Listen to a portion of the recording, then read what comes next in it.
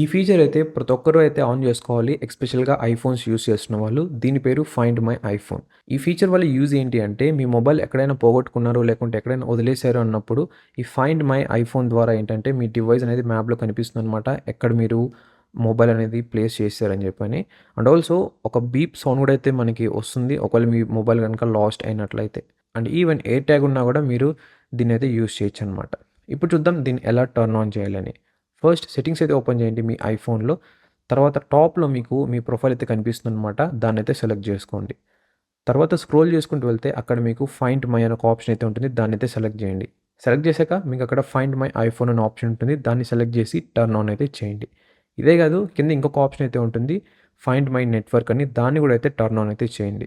ఇదేంటంటే చాలా useful feature. ఒకవేళ మీ డివైస్ ఆఫ్‌లైన్‌లో ఉన్నా కూడా మీకు ఈ ఫైండ్ మై ఐఫోన్ అనే ఆప్షన్ అయితే వర్క్ అవుతుందనమాట.